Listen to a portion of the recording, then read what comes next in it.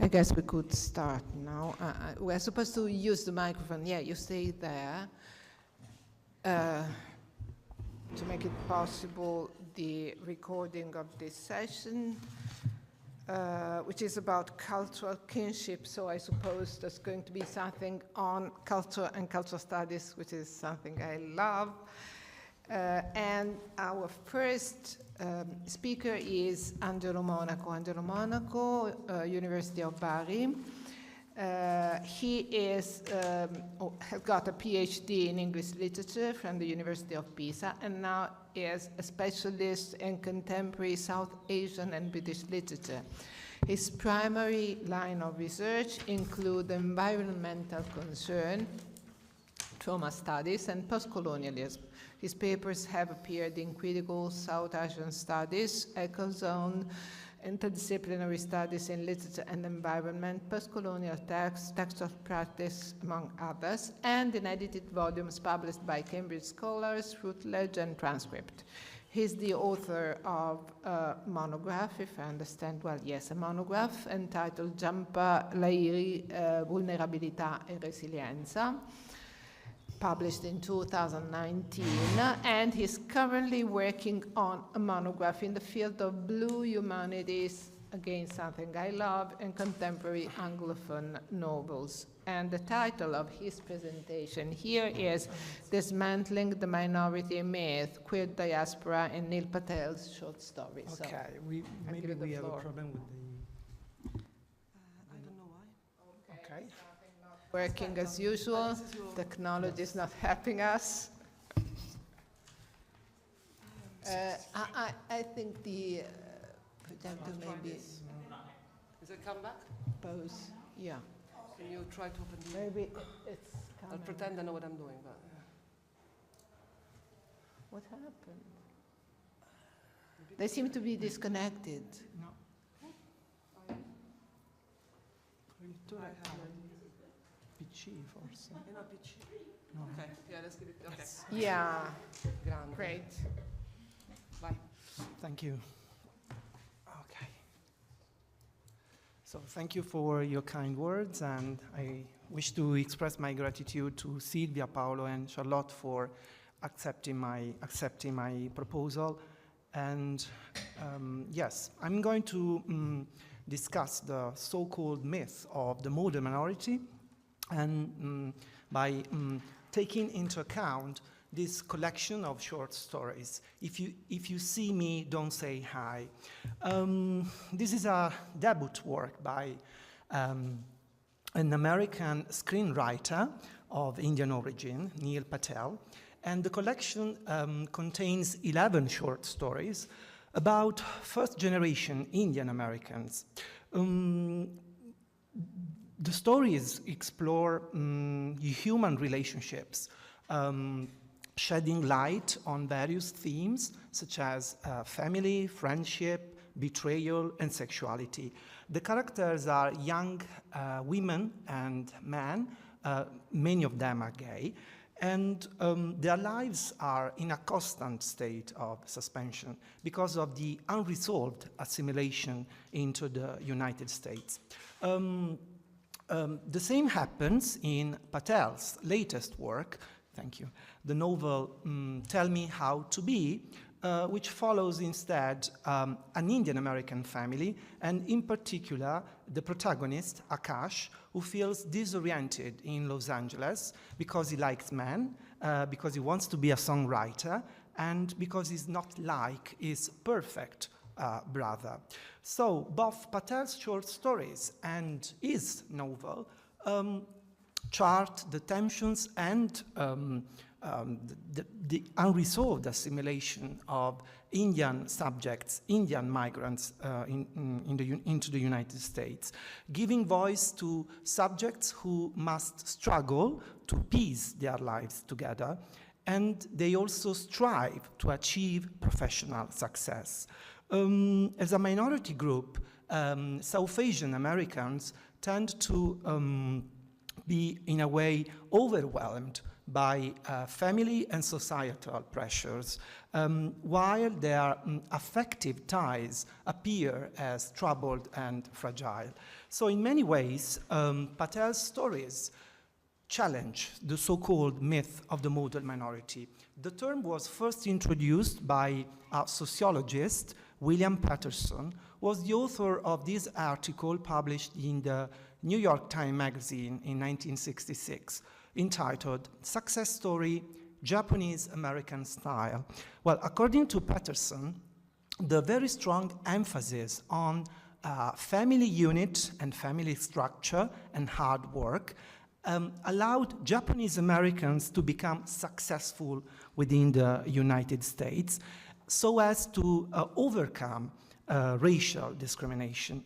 The term modal minority thus refers to ethnic groups that tend to achieve high levels of success in contemporary American society. And as you can see here, within the very broad category of South Asian Americans, we have Vietnamese, Korean, Japanese. Indians are those who achieve the highest levels in terms of management and professional jobs. Also, Patel's story are set against the historical background of the post-1965 Immigration and Naturalization Act. This was the new law which changed the immigration policy within the United States because the quota system was abolished and it was introduced the emphasis on the technical skills of the migrants. So this explains why there was a huge brain drain of medical students, doctors, engineers who moved from the Indian subcontinent to the United States, seeing the United States as a vast place of opportunities. And this is called technically within South Asian discourse, new wave, to distinguish it from the first wave, which is represented by low-skilled migrants who moved to United States, but also Britain, in the early 20th century, or within the post-war period.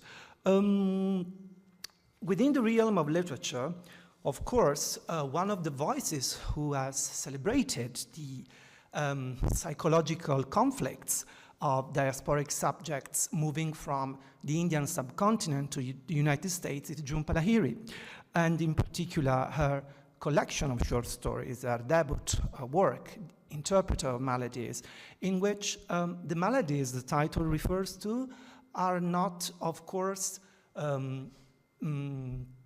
pathologies, they are not physical afflictions, but emotional experiences of loss, loneliness, racial hatred, and identity crisis. And I'm not quoting Lahiri because of my personal taste, but because it is Patel himself that uses this quote, you can find here, taken from Lahiri's novel, The Namesake, and he uses this as the epigraph to his short stories. So just to set the tone of the collection. So what happens, and you can also see the scene in the film, which is based on Lahiri's novel and directed by Miriam Nair. It's a moment when the protagonist is a baby, is Gogol, and is with his father, Ashok. They have walked along very long strand of sandy beaches, and they get to a point in front of a lighthouse where there was nowhere left to go. The point is that Ashok has forgotten the camera, so he is asking his baby son to store forever this picture in his mind. This is a very important moment in the novel because Gogol recollects this moment in the wake of Ashok's sudden death, and the centrality of the moment returns even in the stories, in Patel's stories, as he uses this quote as the epigraph, and possibly the meaning is that the diasporic experience implies getting too long, walking too long away until there was nowhere left to go. So this stands possibly for the psychological costs of the diasporic experience. The very last reference I'm doing on this concept of the model minority is that according to a very recent research carried out by the Pew Research Center in the United States, 2023, so last year, the level of racial discrimination has increased in the United States, especially after the COVID-19 pandemic, reaching the same levels as after the terrorist attacks in 2001. So this means that more than a myth, it could represent a racial wedge. So reviewing the stories, Patel's stories, in one of the first early reviews in the New York Times, Matthew Shai argues that this collection has something to do with the hyphenated identity of the characters and nothing to do with it at all. Well, I might share with this idea in the sense that the stories have a universal appeal. They deal with very general questions like marriages, love, friendship, and so on, but at the same time, they are especially embedded within the condition of the South Asian diasporic experience. And there's one point in particular that the stories challenge, and is the idea of the myth of the family unit. Because within the model minority, the family represents an enterprise unit. It's the source of accumulation and reproduction of human capital, and Patel's characters evince a very strong feeling of anxiety about such a stereotypical vision of the family and of family ties. And this happens, for instance, just in the second story of the collection, Hare Rama, Hare Krishna. Well, in this story, we follow, this is a sort of coming-of-age stories. We follow Samir, who is the protagonist, is an American boy born to Indian parents. And interestingly, Patel juxtaposes Samir's coming of age, his personal and sexual awakening, with the dissolution of his parents' marriage. Samir gradually becomes aware of his homosexuality as he falls in love with an American schoolmate. But this awakening is also in contrast with the lies and the distortions that animate instead the marriage of his parents. While his experience is an experience of grief and silence, he suffers from this condition because he is first called sand, niggard, and garbage because of the color of his skin by his American schoolmates, and once his schoolmates discover his sexual orientation, they call him faggot and Samir the queer. And all this happens within an atmosphere, I'm quoting, of blissful ignorance.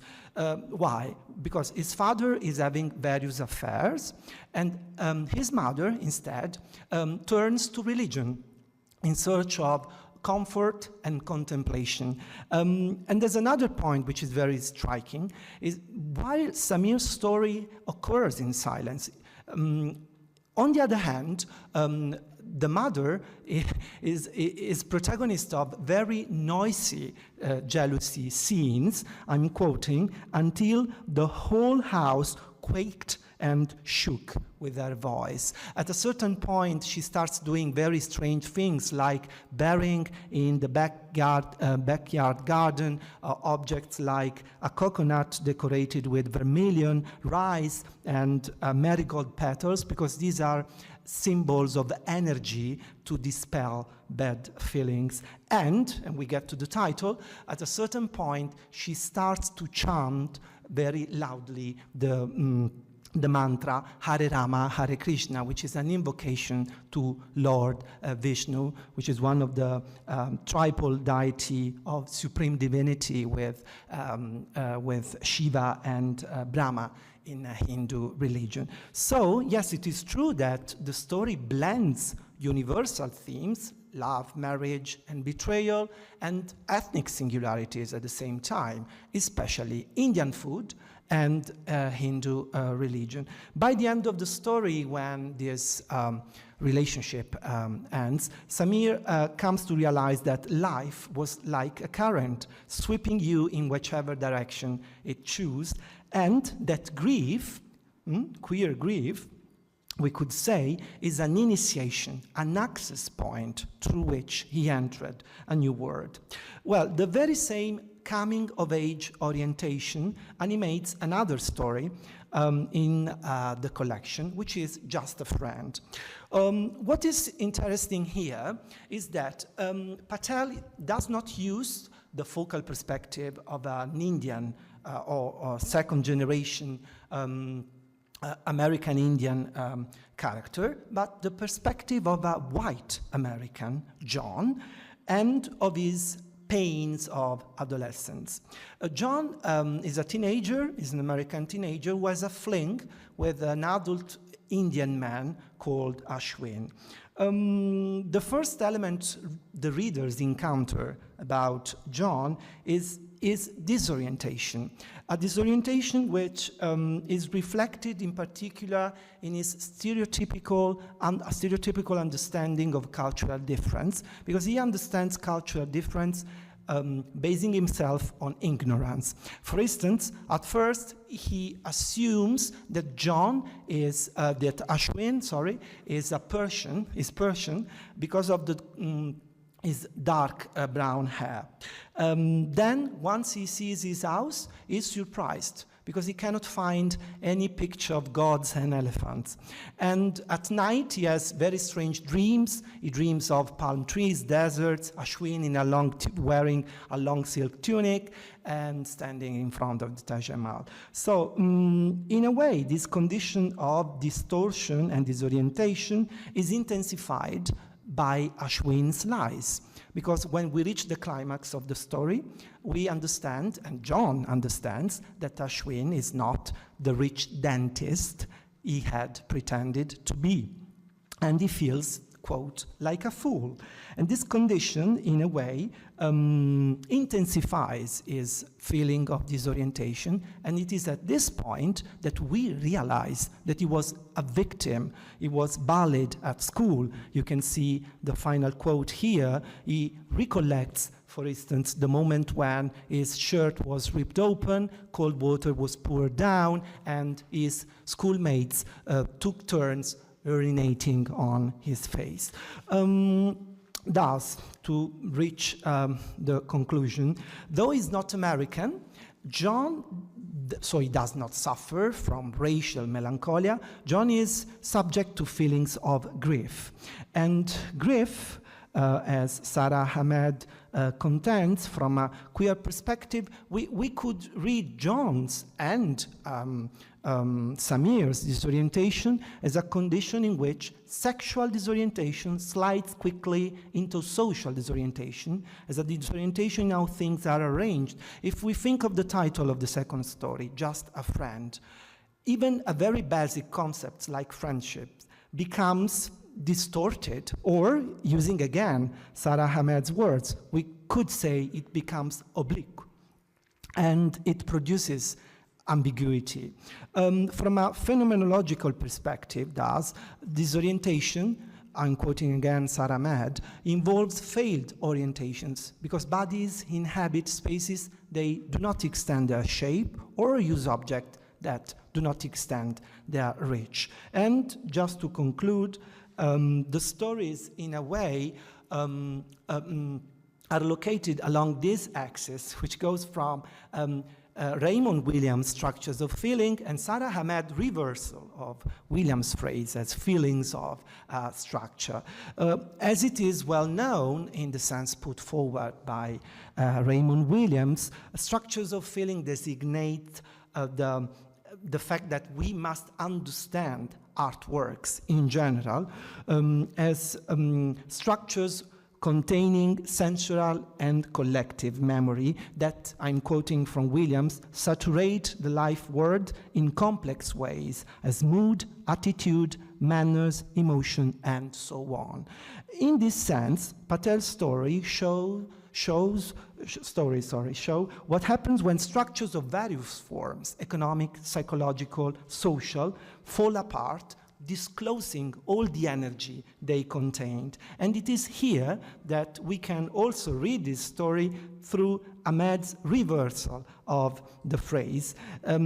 With feelings of structure, Ahmed means structures that, how structures, get under our skin, thus underlining the tangible qualities of feelings. So silence, for instance, is the condition which prevails in Patel's stories, showing how queer grief entails silence and lack of recognition, because, as Ahmed contends, queer grief is not recognized. Because queer relationships are not recognized, then you become non-relatives, you become unrelated, and you become unknown. So the critical potential of queer grief in these stories lies just in the power to challenge a stereotypical vision of the family unit within the frame of the model minority in our globalized and neoliberal times. Thank you very much for your kind attention. Thank you so much, Angelo, and I can understand that many items are common to what we've been discussing all along the morning and the panel and during my presentation. So this shows that this is really a network articulating all around the world. And now, last but definitely not least, we have Andrea Raso, the youngest amongst us all, probably. He obtained his MA degree in English and Anglo-American Studies from Sapienza University with a thesis on the Italian reception of Virginia Woolf's political and literary works.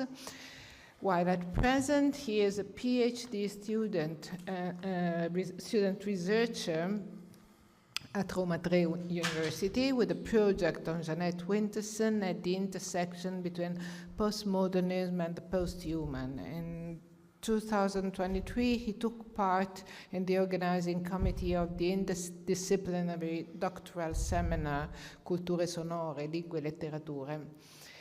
His research interests include the intersectional post-humanities, literary and cultural manifestations of queerness, and non-binary speculative fiction. I believe that your paper today is related to your postdoctoral project about Jeanette Winterson in a way or the other, and the title is To and Beyond the Paradigm of Silence, Voicing Intersectional Queerness in Jeanette Winterson's Why Be Happy When You Could Be Normal. Thank you very much, Professor Valorani, and thank you very much, Professor Antosa. So, here we go. The publication in 2011 of Jeanette Winterson's memoir, Why Be Happy When You Could Be Normal, resumed the initial insistence on the autobiographical nature of the debut novel, Oranges Are Not the Only Fruit. In both, Winterson reflects on her childhood experiences growing up in a working-class and Pentecostal family in Northern England and her tumultuous relationship with her adoptive mother. She chronicles a journey of self-discovery as a lesbian woman and an acclaimed writer, navigating the complexities of identity, the loss of belonging, and the longing for love.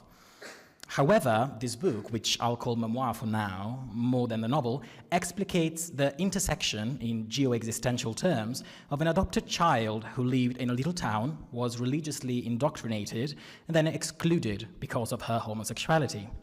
Far from a thorough correspondence between a sexual orientation and her lead reproduction, dictated by the stereotype of experience being women's only inspiration, I will here appeal to intersectionality, hopefully demonstrating that while Winterson does not impose limitations on the life-fiction relation, she finally comes through not simply as a lesbian author, but as a lesbian woman who was also an adopted and abused child, a once homeless teenager turned Oxford graduate, and now a famous writer who proudly retains the mark of her Mancunian descent.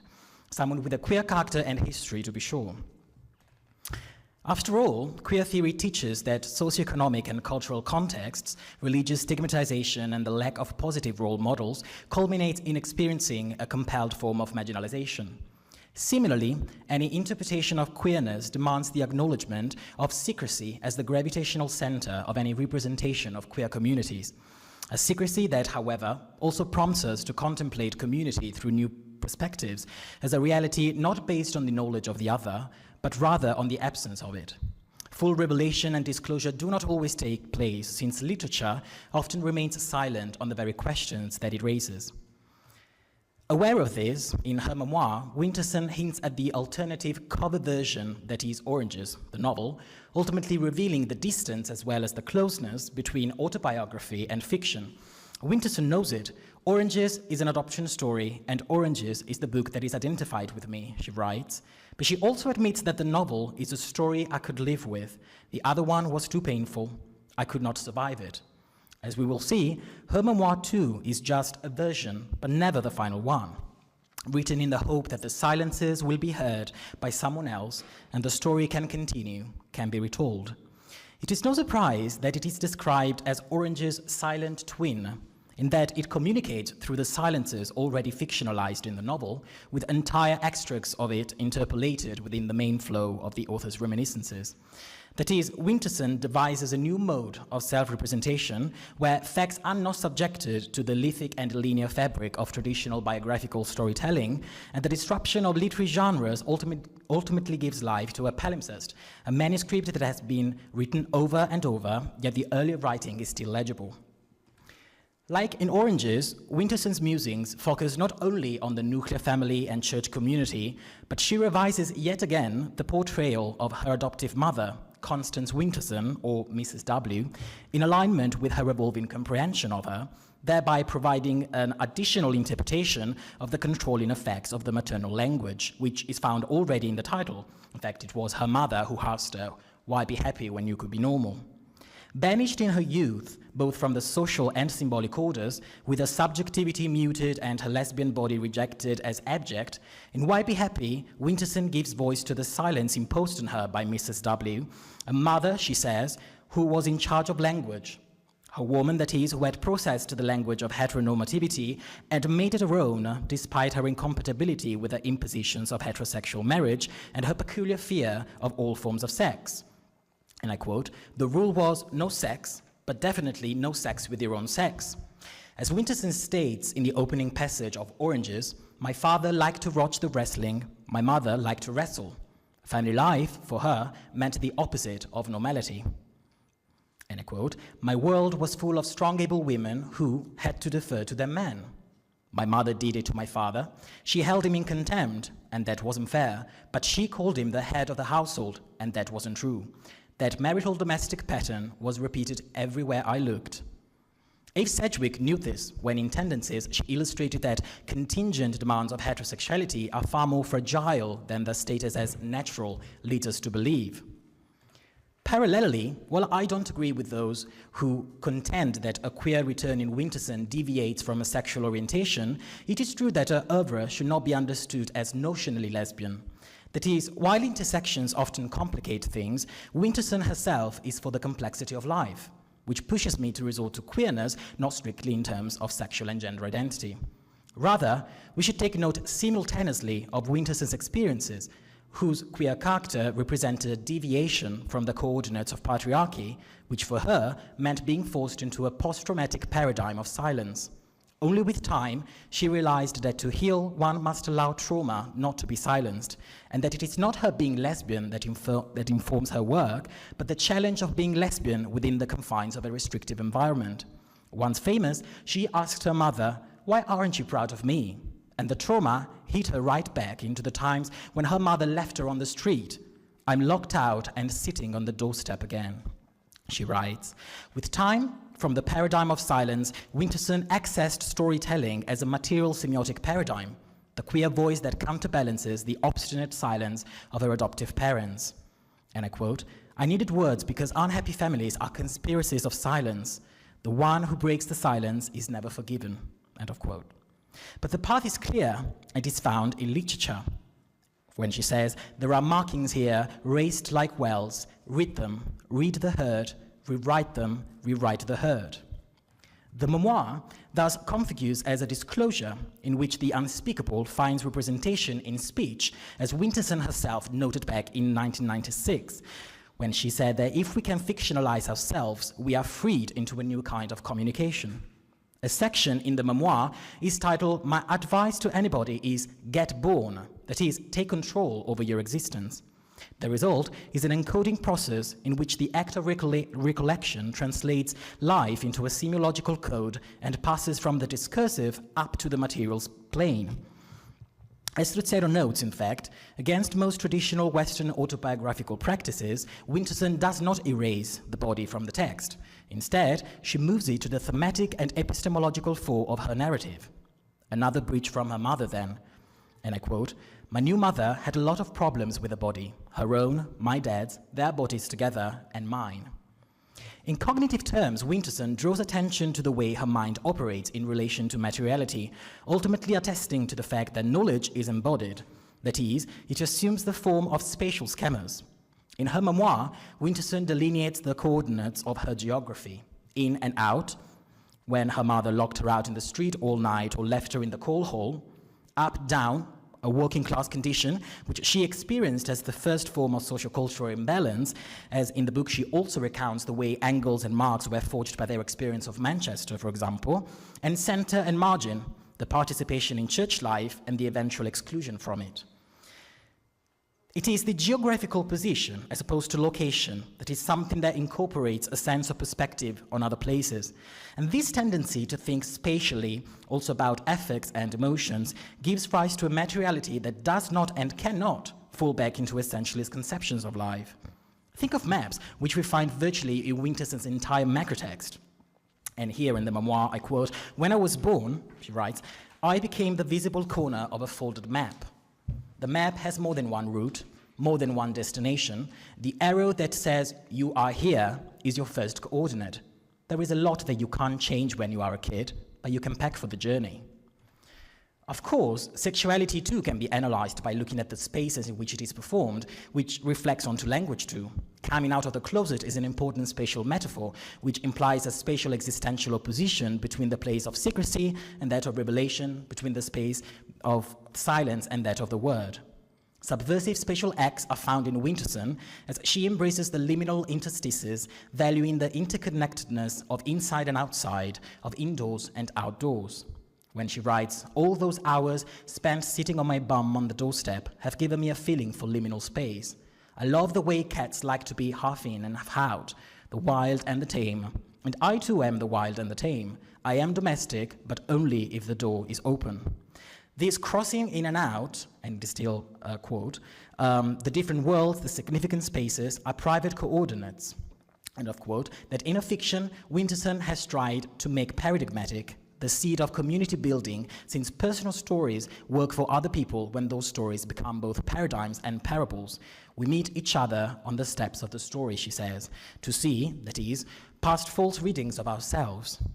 And she says, I read on, past my own geography and history, past the devil and the wrong crib that her mother threatened her with. Surely, loss is unescapable, as is the nostalgia for that sense of belonging that she knew growing up in church, when, she says, being in a tent together was a kind of bond.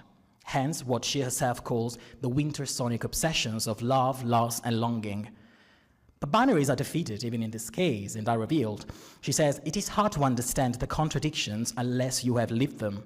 The camaraderie, the sharing, then set this against the cruelty of the dogma, the miserable rigidity of no drinks, no fags, no sex. After all, the relation between center and periphery justifies the way Sedgwick insisted on the continuum between straight and gay culture. Indeed, her critical evaluations of the dominant heteronormative culture have proved both upsetting and exhilarating, since they destroyed the standards that aligned biological gender with sexual preference, while opening up a realm of mix and match possibilities that make gender a realm of great creativity. Winterson sees creativity on the side of health, she says, a space that bridges time because the energy of art is not time-bound, and that she sets against a mother's despotic presence. My mother was in charge of language, with her own Jehovah-like conversational style, really a lifelong soliloquy. Yet, in a short intermission, Winterson later discloses the core of her poetics, which requires the refusal of the maternal predicaments as she finds her personal voice. I had a language of my own, and it wasn't hers, she says. To avoid the narrow mesh of Mrs. Winterson's story, I had to be able to tell my own. Part fact, part fiction is what life is, and it is always a cover story. I wrote my way out. Interestingly, Mrs. W too sensed the power of imagining oneself as fiction when she said, "The trouble with a book is that you never know what's in it until it's too late." And in fact, Winterson was allowed to read non-fiction books, but never, ever fiction. Far from Lee Edelman's symbol of the homographic child who simulates normality as a reinforcement of heteronormativity, Winterson blatantly comes through as the child who, rather than to emulate, initially retracts into silence and finds solace in literature.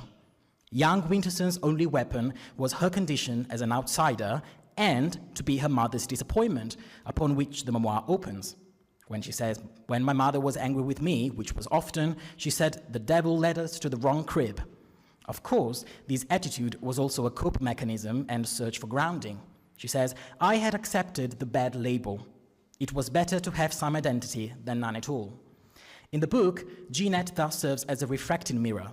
Labeled as demonic, Mrs. W's reaction to her daughter's unwanted freedom revealed the queerness of the supposedly normal heteroculture that she advocates for, therefore revealing the absurdity of this mother's appeal to the concept of normality, when in fact her idea of family diverged from it. Quote, "Dad will say nothing, and she'll say nothing, and we'll all act like it's normal to leave your child outside all night, and normal never to sleep with your husband, and normal to have 2 sets of false teeth and a revolver in the duster drawer." The corruptness of Mrs. W's ideology is made more evident in the way she handled her daughter's homosexuality by means of control and manipulation. And I quote, "She had let Helen stay because she was looking for proof. Her mind was corrupt, and there was no room in there for the clean, free space we had made. But Mrs. W had no limits, and she wanted trouble. There was going to be an exorcism." Winterson blocks the homographic nature of the normalized child and produces an account of her life which drags all its protagonists and the whole of the narration to a queering level. Jeanette's supposed abnormality is counterbalanced by the other's loss of touch with reality, as evidenced in her recollection of her exorcism, which actually took place. "Didn't I understand that I was perverting God's plan for normal sexual relationships?" she is asked. The reply, "My mother won't sleep in the same bed as my father. Is that a normal sexual relationship?"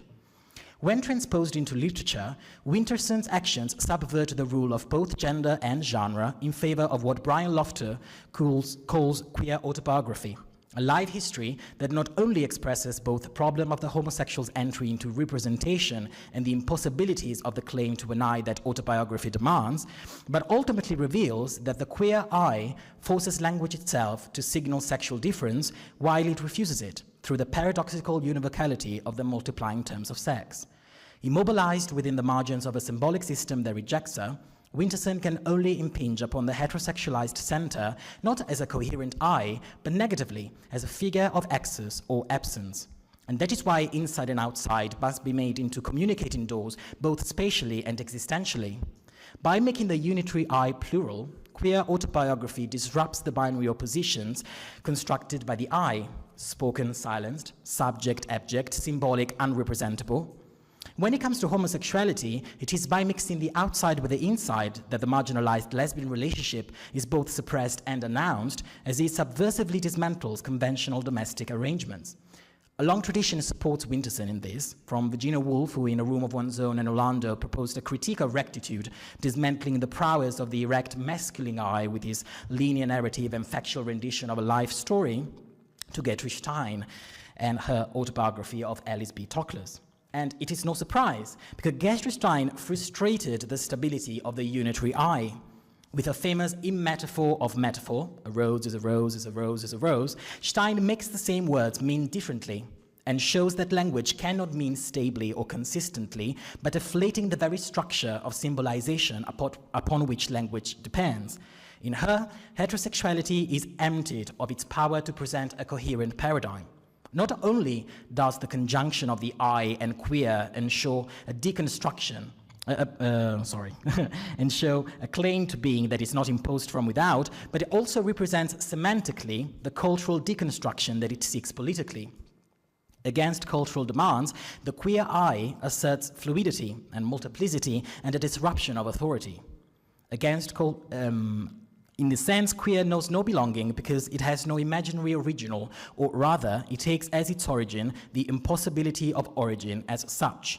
The performance of a queer autobiography is precisely the refusal to repeat the cultural norms which institute a stable illusion of origin and hence the possibility of genealogy. Linguistically, the old paradigm is thus both negated and reaffirmed in what Judith Butler would call a performative contradiction. Winterson, as a queer subject, is silenced by the same language that she speaks. And I quote Butler, lesbians and gay men cannot assume the position of the speaking subject within the linguistic system of compulsory heterosexuality. To speak within the system is to be deprived of the possibility of speech. But although silenced, the queer autobiographical content is not altogether voiceless. Rather, borrowing Sedgwick's words, the speech act in question is a series of silences. It embraces a hermeneutics of silence as a formal and necessary feature of a text, refusing to be silenced by the language that excludes it. A subject that is situated simultaneously across social positions, instead of being inscribed into a neatly policed identity, speaks the range of cultural possibilities and thus the possibility of the subject even in silence. By examining what is withheld from overt interrogation, the tools and methods of queer theory not only give voice to silent subjects, but also articulate the simultaneous voicing of their own silencing. If, as in Jacob's Room, Virginia Woolf reminds us that there's no such thing as silence, in a system of palimpsestic subjectivity, where identity categories such as sex, race, and class are incessantly engaged in an ever-shifting relationship, then silence does not operate as the opposite or absence of language. Foucault already elaborated on this, declaring that there are not one but many silences. Silence itself is a semiotic blanket signaling a number of intersecting and competing signs whose silences have the scope of revolution. The consequence is that even that of kinship becomes a scattered concept. As Gail Rubin notes, to an anthropologist, a kinship system is not a list of biological relatives. It is a system of categories and statuses which often contradict actual genetic relationships.